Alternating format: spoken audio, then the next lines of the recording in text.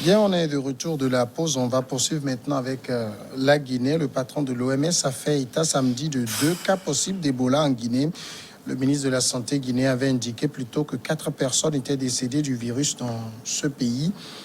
2 cas possibles d'Ebola ont été détectés en Guinée, a annoncé donc samedi l'OMS à travers son directeur, son président, Tedros Adhanom Ghebreyesus.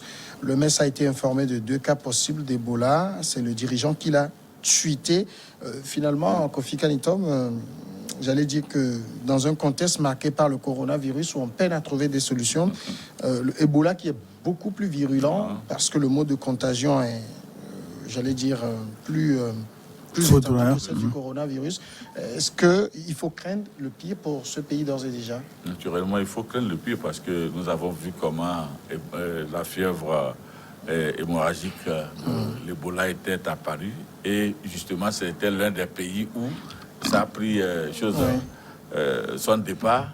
Et après 5 ans, si on annonce son retour, c'est que quelque part, quelque chose ne va pas. Je me suis posé plusieurs questions. Pourquoi c'est là-bas encore que ça revient? Ça veut dire que soit il y a des comportements ou un certain nombre de dispositions qui ont été encore relâchées et qui a donné naissance à cette fièvre.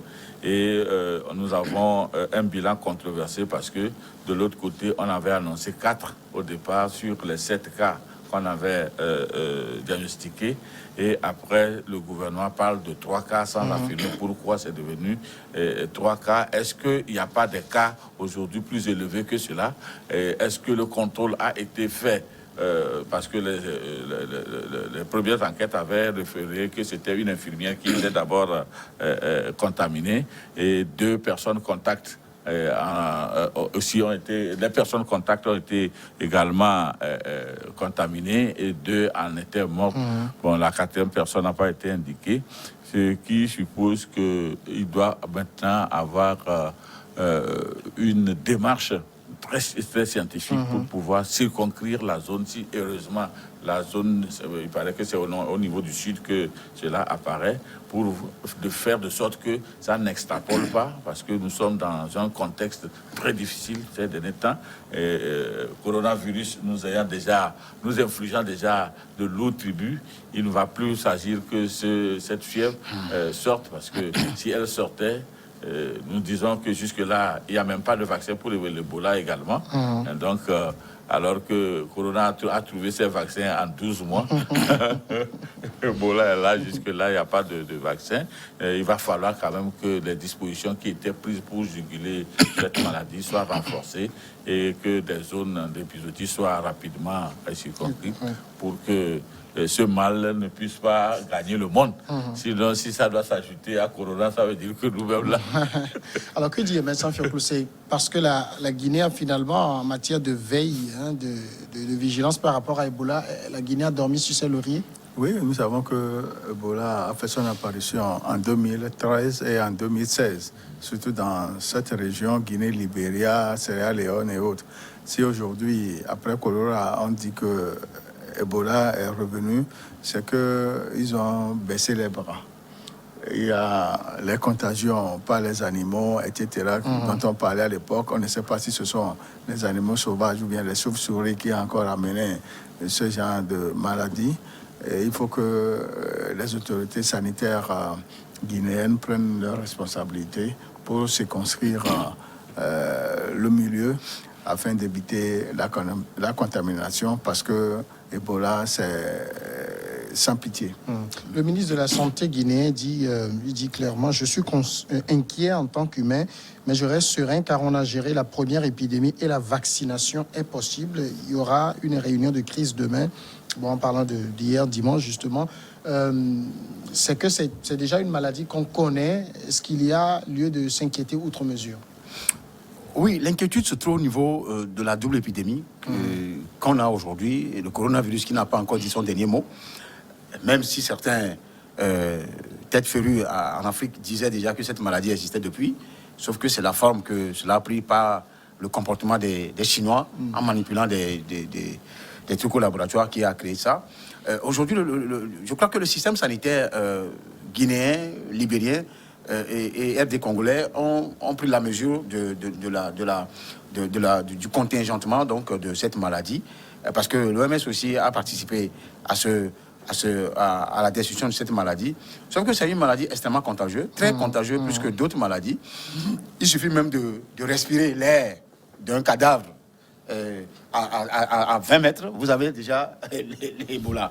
Donc, le mal au niveau de la Guinée, c'est cette infirmière-là qui s'est mal prise, et qui, tout comme tout malade qui vient à vous, vous ne prenez pas des dispositions, et elle a succombé à cela, y compris celui-là, c'est un qui est venu à elle. Donc, c'est là que j'envoie toujours des fleurs aux infirmiers, aux médecins qui sont au front. Parce que le cas de la Guinée actuellement, et je le dis, que ça devient 2 fronts qui sont ouverts. On cherche actuellement des vaccins on est en train de trier les pays d'abord. D'abord, les riches doivent d'abord bénéficier des vaccins pour le cas du coronavirus. Et là, on annonce l'arrivée d'Ebola qui a déjà fait près de 1200 personnes ou 2000 personnes en Guinée, sur les 12 000 ou quelque chose comme ça dans la région. Donc aujourd'hui, je crois qu'avec ce système sanitaire qui a été déjà l'expérience que les Guinéens, les Libériens ont déjà eu en la matière il y a déjà quelques années, 2016-2017, je crois que cette expérience peut les emmener à contingenter le mal, à circonscrire le foyer de la maladie pour éviter que ça s'étende. Parce que c'est dans les zones forestières souvent que ça vienne. Et cet animal maudit qui est toujours à la base de tous nos maux et que nos grands frères, certains de nos grands frères et grands-parents ont déjà eu à manger. C'est la chauve-souris, on dit non. Voilà. C'est cette fameuse... ce n'est pas une insecte volatile qui passe souvent la nuit entre 18h et 22h et qui voyage très loin. C'est déjà à partir de 18h, vous les voyez nombreux au ciel, qui vont de l'est vers l'ouest. Donc, c'est eux qui transportent souvent les maladies et qui sont à l'origine de ces maladies, notamment, on parle de coronavirus, aujourd'hui c'est Ebola. Donc, j'ai suivi aussi le ministre de la Santé du Bénin, où c'est le directeur des systèmes sanitaires du Bénin, de la Guinée, qui disait que la fatalité pour cette maladie, c'est le vaccin. Donc, si déjà il y a un vaccin pour la Guinée, je crois que la RDC aussi a déjà inoculé par le passé ce vaccin-là. On peut déjà circoncire le mal, vacciner tous ceux qui sont dans l'arrondissement là, et éviter que les virus Ebola deviennent la deuxième cause de fatalité en dehors du coronavirus pour les Guinéens. Justement, par rapport à Ebola, l'inquiétude, c'est sur justement la rapidité avec laquelle les personnes contaminées décèdent, parce que on parlait de cette infirmière qui est décédée entre le 27 et le 28 janvier à son inhumation. Il y a eu d'autres personnes qui ont été en contact avec elle. 3 de ces personnes également sont décédées. C'est juste là qu'il y a l'inquiétude, en fait. Oui, en fait, ce que je crains pour ce pays, c'est peut-être l'exploitation que des gens pourraient en faire, sachant bien que ce pays vient de sortir d'une crise politique. Et la crise politique s'étend toujours.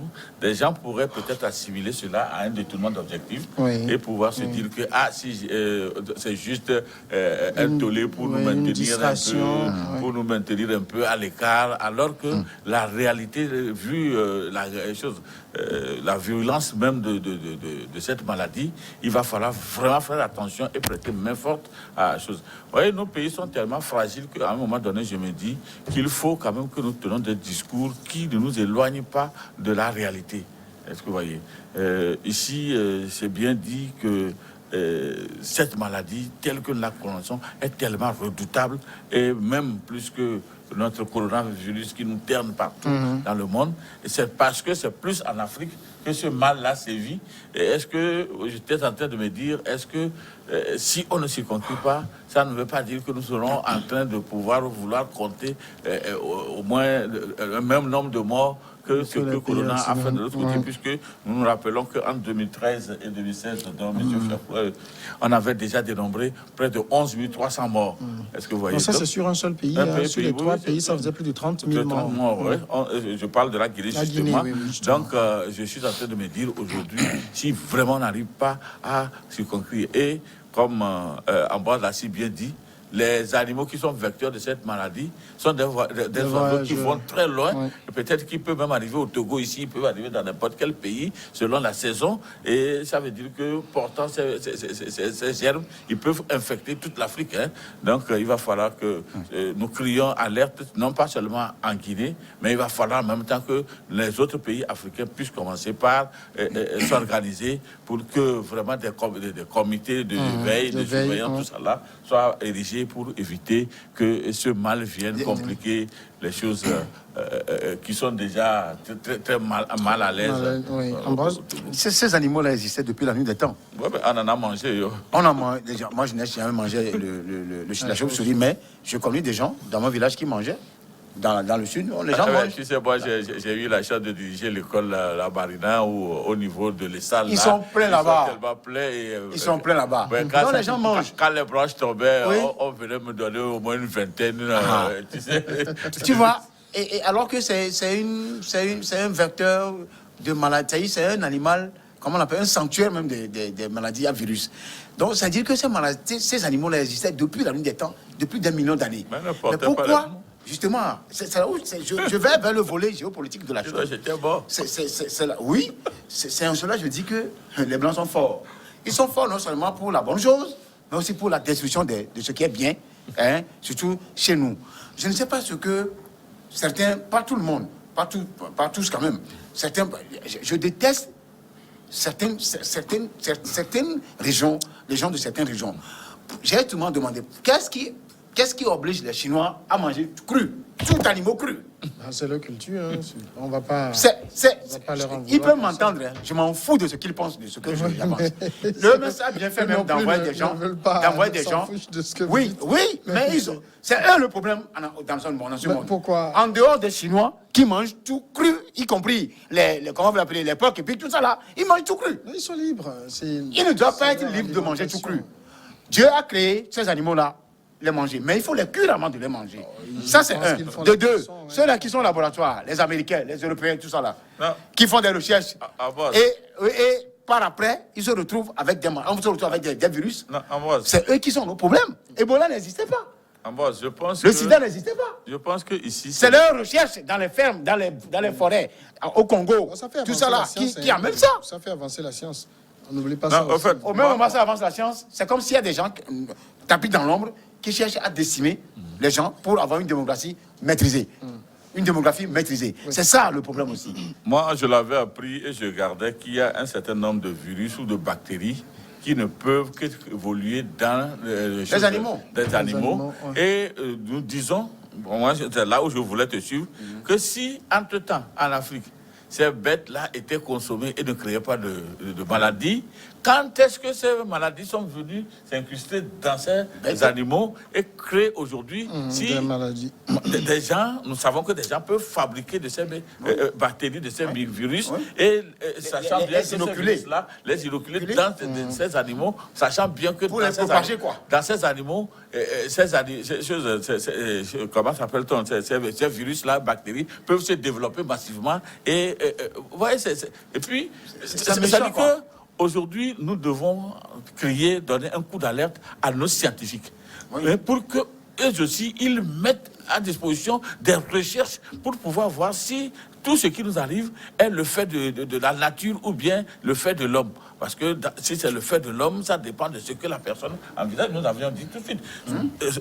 Talon voulait passer son deuxième mandat. Déjà, lui, il avait la tête, alors que les autres n'avaient pas pris l'enjeu là en tête. Vous voyez? Donc, moi, je ne sais pas. Ces animaux, on côtoyait avec ces animaux, on les mangeait, on faisait tout, mais on n'a jamais eu de ces problèmes. Arrivé un moment, on vous dit que ces animaux que vous mangiez à l'époque, qui étaient dans votre cuisine, devient maintenant un danger.